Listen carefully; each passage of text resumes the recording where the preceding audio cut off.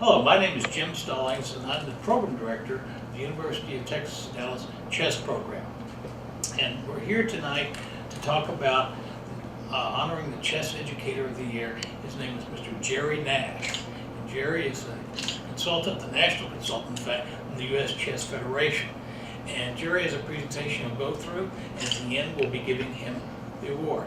So, without much more ado, Jerry Nash.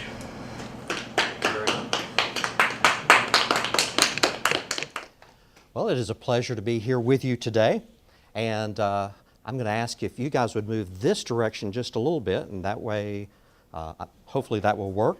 I want to say thank you to Jim Stallings and Louis Salinas and Roddy and the other folks here at UT Dallas for not only for this award. I'm pleased to receive that. I'm honored, but I also want to say how appreciative I am of UT Dallas for their contributions, not just to collegiate chess, which has been long-term and enormous, but also to their help in developing of scholastic chess across the country.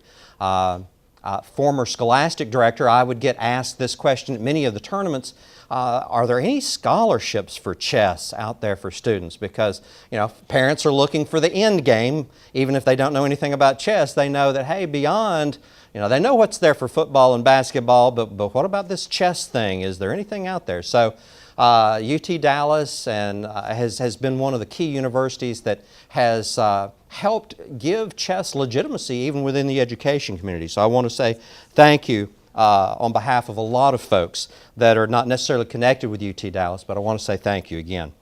My passion for chess and education really began probably around 1996. And I remember that because I was sitting at home that summer in Lake Charles, Louisiana, and received a phone call from someone at the school board. And they said, we've gotten a small grant to start a chess program, but we don't know anything about chess. And we got your name. There are two of you, and this was an area of about 100,000 people. There were two members of the U.S. Chess Federation. And so I knew the other guy because it's a fairly small community, so we knew each other. And so they asked us to start the chess program, and we did. And it was a lot of fun. We were both volunteers, but a couple of things that I noticed about 6 months into it, at that time I was a college campus minister. So I worked with university students and worked with them a lot in the area of decision making. And about 6 months I'm coaching 4th and 5th graders, and it finally dawned on me as I'm observing that they can outthink most of my university students because I'm watching them make some really critical life decisions, and you would be stunned if I shared with you some of their explanations of how they reached those decisions, although maybe not. Since you work at a university, you've probably heard some of those same stories. But I'm watching my 4th and 5th graders, and I'm thinking they already know how to think in advance and think in multiple options. The other thing that I noticed at that time was something that was confirmed several years later when I came to the U.S. Chess Federation as the scholastic director, was that most scholastic chess programs are one person away from extinction. Because we had, even in Lake Charles, there was a wonderful program, had 60 to 80 students every year involved. That teacher moved to another school. That program died, never came back, and at the new school, she had other responsibilities and couldn't start it there, so we lost an entire program that probably to this day didn't come back.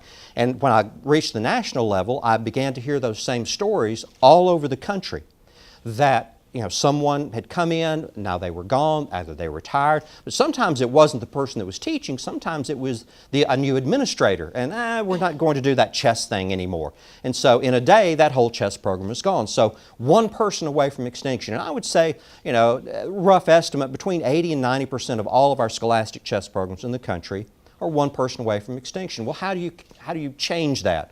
Well, one way, and this comes back to the aspect of chess in education, is that if you're going to embed chess in education, you have to get the education community to invest in chess. And part of that has to do with bringing professional development to teachers, to actually train them how to use chess in the classroom. So how do you do that? Well, first of all, if you're going to even get a chance to make the case for chess in education, you have to be able to speak the language. If you don't know about Common Core or state standards or lesson plans, if those words are unfamiliar to you, you're probably in the wrong room.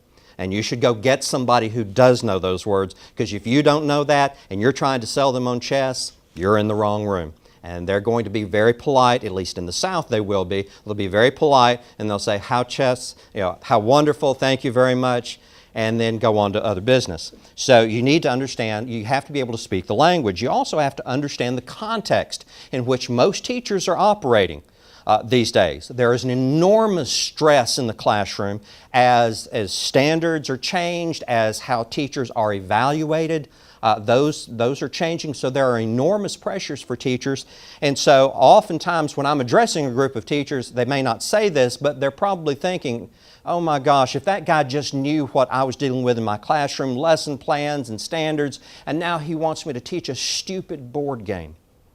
He has no clue. Well, I do have a clue and understand that that's a problem. So the other part of it is you have to overcome the challenges. One of the challenges is the unfamiliarity with the game. Most of the teachers that I work with doing professional development have never seen a chess set, much less played a game of chess. In fact, as I travel the country, teachers will ask me, now, what is it you do? And I tell them and they say, chess. You mean the game, chess? And I got that exact response. I mean, with the same intonation, chess. You mean the game, chess? I got it so often. I finally asked one educator, do they hand out cards with that on it for you to memorize? Because I've got that so often. So they're not familiar with it, and they can't conceive that chess would have anything to do with what they're doing in the classroom. The other part of it is the fact that they're intimidated by the game. I was working with Tennessee Tech University. We had a grant for teachers in middle school math classes. Had 21 teachers. Out of the 21, only one had ever played a game of chess. Walked up to the first table. The teacher said, Mr. Nash, I think I'm in the wrong room. I thought maybe she was supposed to be in a different conference. What she was saying was, I don't know anything about chess. I said, well, that's okay. That's okay. She said, well, I don't think I can learn. I said, you're the perfect person. Her response was, well, if you want somebody who doesn't know anything and can't learn, you've got the perfect person. So there's this intimidation factor, especially when teachers, and they'll say this, I don't know if I can teach this because I've probably got students in my room who already know more than I do. And that's a really uncomfortable position. So if you're even going to get the chance to present and make the case for chess, you have to speak the language, understand the context where they're working, and then be able to address that intimidation and get them beyond that. Well, how do you do that? Well, you start making the case for chess. And I'll talk a little bit more about specifically addressing teachers after a little bit, but I want to talk about making the case for chess and the fact that chess engages students, chess engages teachers, and chess engages families. Now, most of us that are in the chess community, and I'm speaking here at UT Dallas, so this is a chess community as well as an education community, but you know that chess engages students. Students love to play chess. It's amazing at national scholastic tournaments where, for a lot of the games, they're going 3-4 hours. And what are those students doing in between rounds? Because there's 7 rounds over 3 days. Each game could go anywhere from 2 to 4 hours and do regularly. So what are the students doing in between rounds? They're in the hallway, sitting in the floor, playing chess. Nobody's beating them into doing that. In fact, you have to drag them away from doing that. They're engaged by this activity. They love to play. Not only, so there's a natural fit in which they love to play, but chess also provides opportunities outside the classroom. One of the things that I do at national scholastic events is I'll go to team rooms and talk to them, and I'll tell them, listen, you've already played in more national scholastic events than I've ever played. In fact, but I'm just going to tell you, I never lost a national scholastic chess game. Oh, really? Yes. Well, that's because I never got to play in one. Where I grew up, I didn't even know there were such things. I didn't even learn how to play the game until around the 8th or 9th grade. And so I taught myself how to play. I tell my students that when I started playing, I was the only one I had to play against. I couldn't even win all those games, okay? So, so you're already ahead. But then I'll talk to them, because they're at a national tournament, they think they should be winning, and they're not, because this is a really strong tournament, and they're kind of embarrassed because they're going to go back, and other kids are going to ask, and they're not going to know what to say. I said, listen, let me just tell you what happened to me. I was in St. Petersburg, Russia, and I'm playing in a chess tournament, and they're not really being all that hospitable, okay? They're just like crushing me, okay? And I'm thinking, oh my gosh, I'm going to go back home. They go, oh, you got to play in the St. Petersburg Chess Club. How did you do? And I'm going to tell them, I say, ooh, you didn't play too well. And it dawned on me what I was going to say. So I tell the students, okay, so you get back home, and you tell, they ask you, how did you do? And you tell them, oh, you didn't play too well, did you? Well, hang on just a minute. Last weekend, I was in Phoenix, Arizona, playing the best in the country. I don't recall seeing you there. So chess provides an opportunity well beyond the classroom. So in terms of travel, in terms of seeing what chess is about, there's this tremendous opportunity. Not only is it for, local, state, and national tournaments, but even, parents recognize what an impact chess has on their students, and they will invest the time and resources to go to international tournaments like the World Youth. And that's an expensive proposition. And for some parents, they have to work really hard raising the funds. But they do it because they recognize that this makes such an impact. So it provides an opportunity outside the classroom. Chess also engages students because it's developing life skills. Now, you see the chess clock on the screen. I've got to tell you, I was training teachers in Baton Rouge, Louisiana, about a year or so ago. And we did 4 half days of training. On the 3rd day, I introduced the clock. So the clock's out there, they're putting the batteries in the clocks, and I'm walking around making sure everything's, And I hear this teacher saying, I can't do this, I can't do this. And I'm thinking, it's just batteries and a clock. And at one point, I thought we were going to have to call paramedics. I thought she was going to hyperventilate. And I walked over and said, is everything okay? She's pointing at the clock. She says, I can't do that. That's too much pressure. I said, well, okay, let's pause for just a minute. And I stopped the whole group. I said, okay, let's think about this. In your class, you walk in and you put the test down on their desk, and you point to the clock on the wall and you say you have till the end of the period. And they say to you, oh, I can't do that. And you say, oh, don't worry about that. Turn it in at the end of the year. No, you don't say that. You say you've got till the end of the hour. And I can guarantee you that that clock ticking on the wall sounds like cathedral bells to them. Guess what? You're teaching them time management, stress management, and I believe, correct me if I'm wrong, I think this is like a test-taking skill or something, right? So guess what? You're now experiencing what your students experience every day in your classroom. So just in terms of the life skills, and there are others mentioned, and that's just a partial list, and those that teach chess see this all the time. But for teachers who are unfamiliar with the game, do not recognize how powerfully chess can transform students so that they're gaining the skills, not just for the classroom, but to be successful in life. Another reason that chess engages students is because it accesses all students across age, gender, economic backgrounds. In what other activity could you have a 3rd grade girl whose feet barely reach the floor, the chair, sitting across from a high school student, 6'5", 250, and crushing him?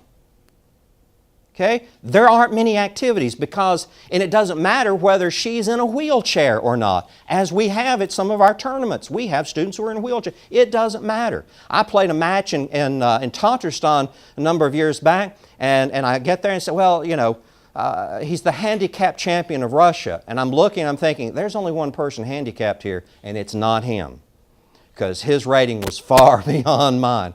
But that's the thing. Chess accesses all students. It goes across. So that's why students are engaged with it. Not only does chess engage students, but chess engages teachers. Chess teaches literacy. When I'm speaking at a literacy conference, I talk about the fact that the chessboard is a text. and you have to learn how to read it. You have the letters and the numbers and the names of the squares. That's one aspect of it. But then if you've got a two-dimensional board, a demonstration board that we often use for teaching, this is a text that's different from the three-dimensional board on which they'll be playing. So they're having to learn between two-dimension, three-dimension. Also, they're having to learn this new language, that E4, E5, knight to F3, a symbolic language with representation in the real world. That's a literacy skill. So when you're writing a game and you're recording your moves, you now have a document that is a record not just of moves on the board, but of a psychological change that you went through during that period. These are literacy skills. You also have collaborative conversations. Most chess coaches know this, that you put the problem up and you've got the students and they're all trying to solve it and you're talking to them and they're talking, oh, no, that's not right. Yes, it is. Yes, that's collaborative conversations.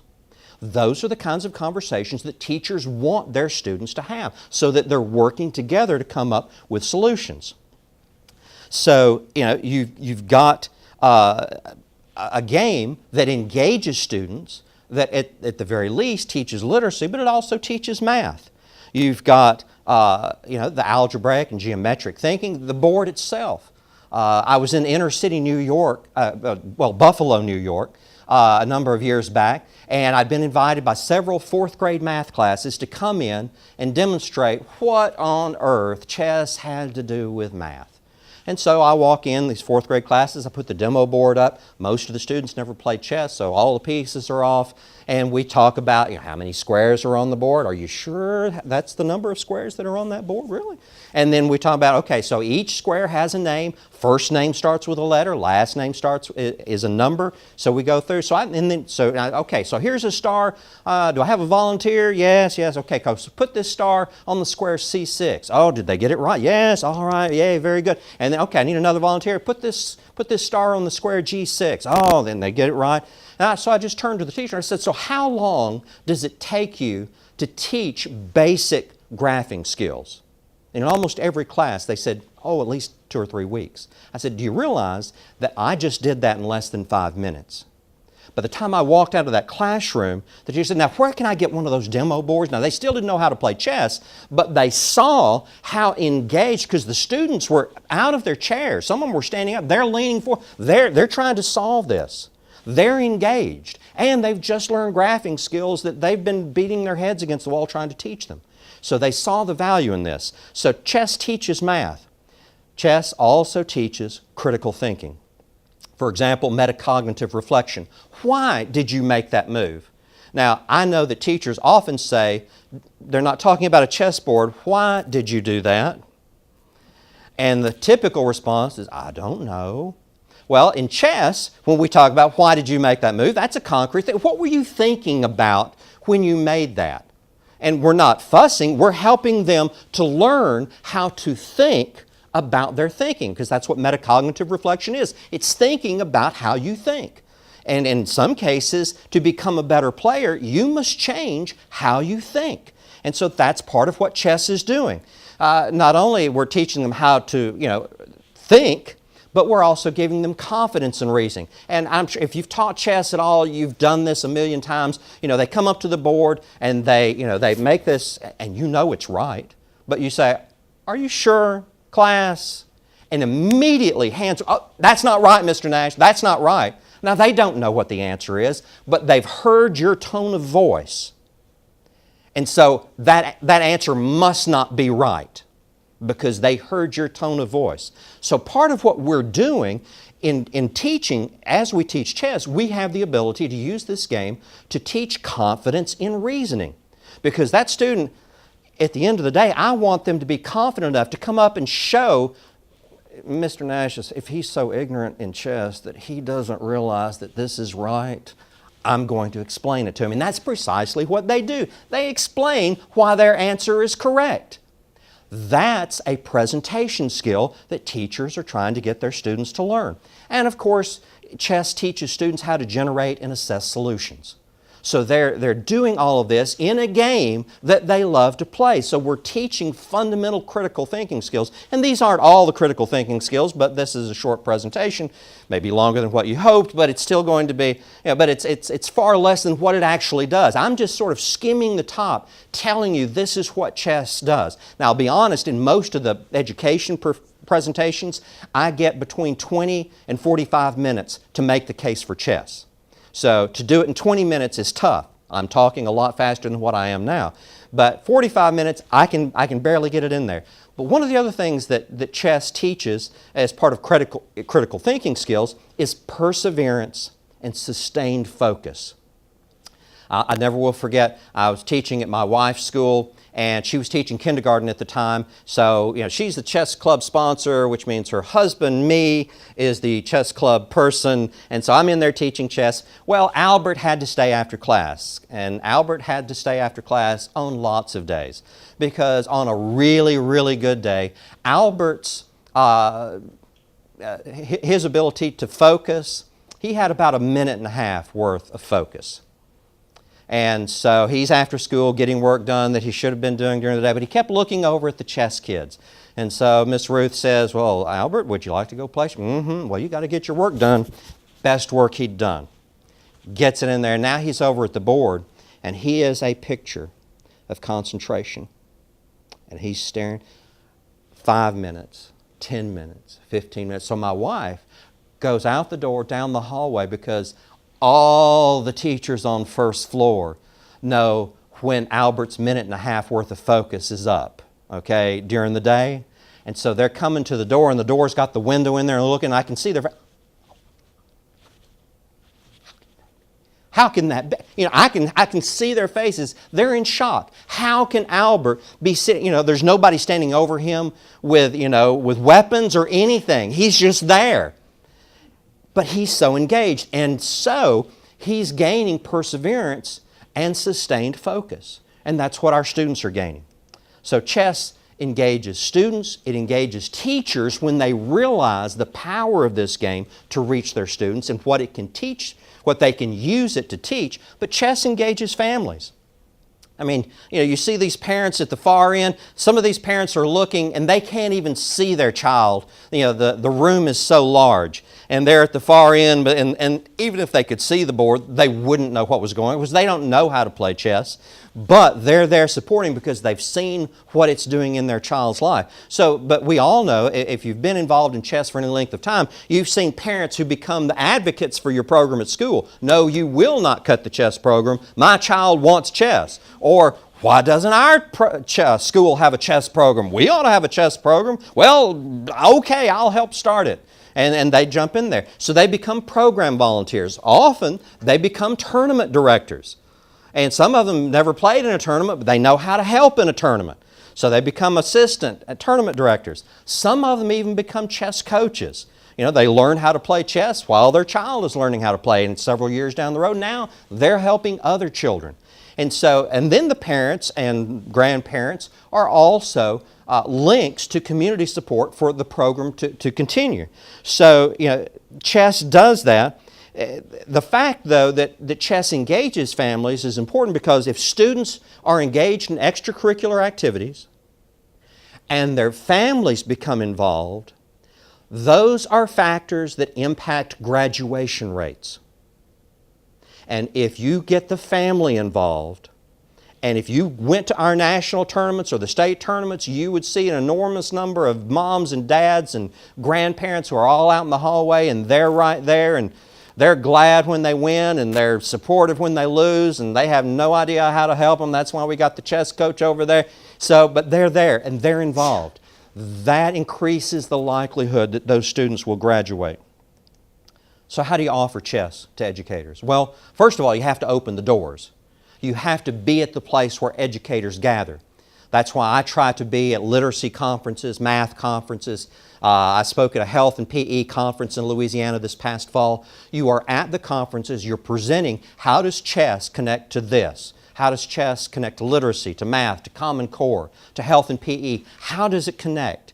And in those presentations, you open the door of the possibility Chess? You mean the game? Chess? It does that? I'd never even thought about that. Well, then what would we need to do next? Well, I'm glad you asked, because what you would need is you would need to offer training. Well, I don't know about that. Well, that's where I work with you. So let's find the decision makers. How do we get professional development? So then you offer the training so that the educators then become competent to be able to walk into the classroom and then start teaching their students. Now, are they going to be coaching grandmasters? No, that's not their job. That's not their passion. But what they see is the ability to take this game, and in bringing those skills to the students, they are giving this host of skills that they've been trying to teach, and they're doing it faster with longer retention.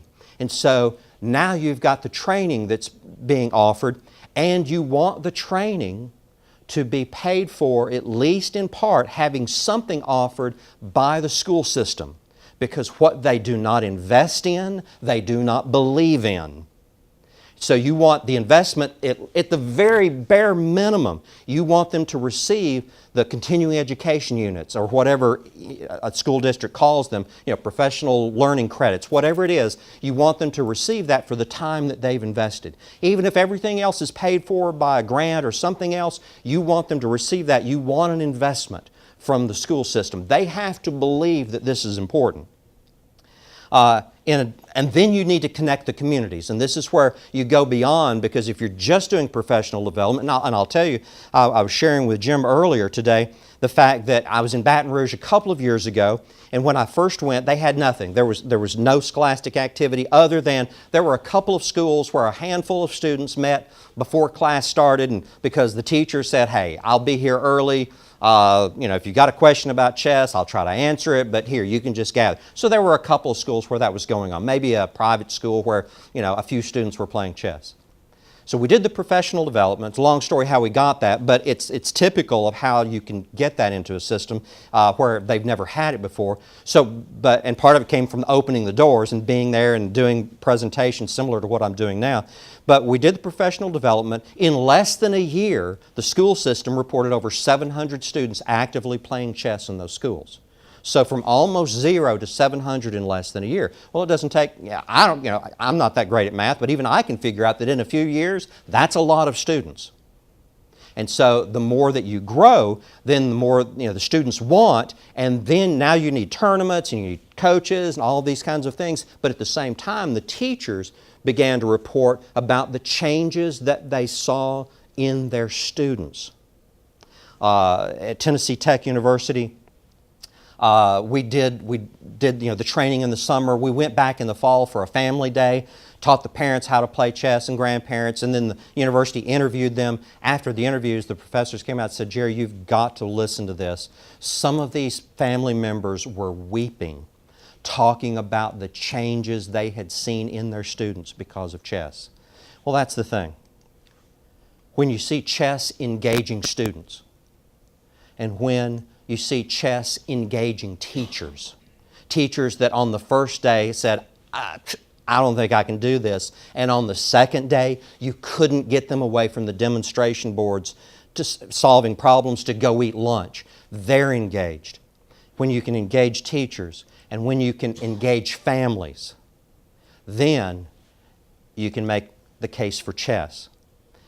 When I got that phone call from the school board, I got a call shortly after from T.S. Cooley Magnet School. It's where my daughter's attending. Now, this was a magnet school where you literally had to spend the night outside the front door in order to be first in line to get your child in. And that's how we got our first daughter into that magnet school. I spent the night in a lawn chair, so I was out there. It was cold, but we got her in. So, but all that to say that here was a school with high expectations, high standards.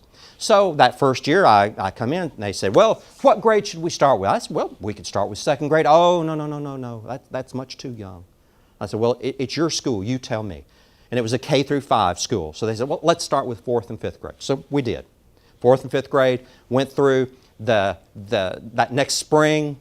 was 1997, and it was the first Super Nationals in Knoxville, Tennessee. So several of the schools got together. We rented a bus. We took 4 of our 5th graders. Why were they the best players? Not necessarily because they were 5th graders, and they wouldn't be there that next year. So we're taking 5th graders. So we walk in, and the parents are escorting their students to the boards, and they're walking past row after row, hundreds and hundreds of kindergartners and 1st graders and 2nd graders who are playing an hour and 2 hours and 3 hours for a single game.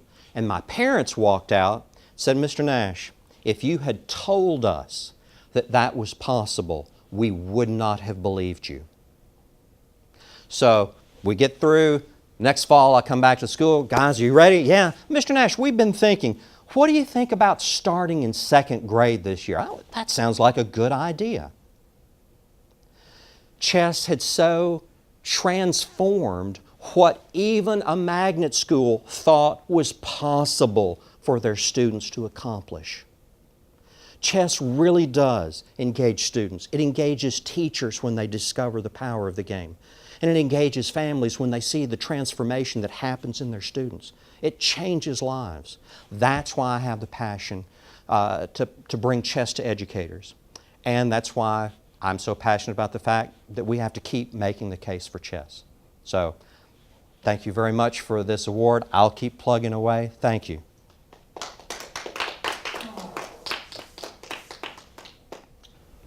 Thank you very much, Jerry. Really appreciate having you here today. And now presenting the award for Chess Educator of the Year for 2015 will be Dr. Abbey Kratz.